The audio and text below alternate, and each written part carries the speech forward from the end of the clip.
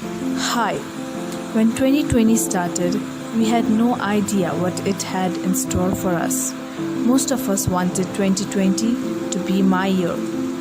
We all had a list of goals in mind. I surely had many. But then the dreadful corona happened, destroying thousands of lives. The first 2 months, the initial stages of corona, were the most depressing for me. I was having a hard time adjusting and staying at home. It felt like the end of the world. But slowly, I started accepting my state. I wasn't alone. We were all in this together. I slowly started to enjoy things.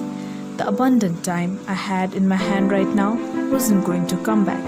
I started waking up early and enjoying the sounds of the birds chirping. I was very grateful to have my family beside me. I began appreciating the mountains that my town was surrounded with. Have you ever stood in front of your window, breathing in the fresh air and letting the first rays of sunlight hit your skin?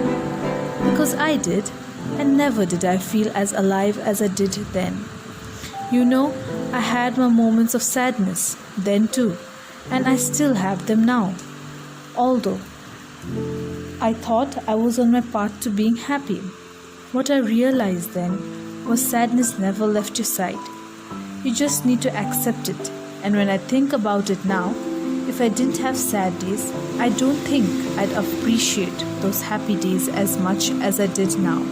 Because then every day would be the same, repeating the same mundane routine.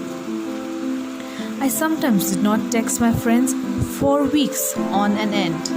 I didn't have the mental strength to, but I knew they understood, because they are the only ones who have seen the unedited version of me, the me that I can really say is me. Then started the idea of being productive during the pandemic. I blame social media for that.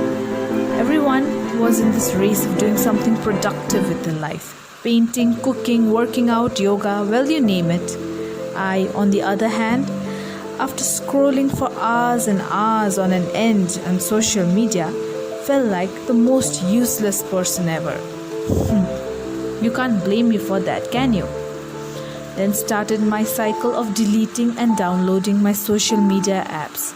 Well, that wasn't of any help though. So after a few weeks of negative self-talk, I decided that I had enough of myself. I sat down with a diary and pen and wrote about the stuffs I could have done instead of complaining. And I started working on them, one step at a time. Like a friend said, baby steps. I slowly started to see the results. And to be really honest with you, I'm happy to see myself turning into a lady I am becoming now.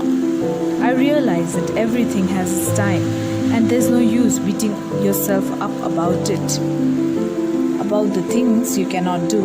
This time that we have is a time for us to explore ourselves, to be grateful, and sometimes to just exist.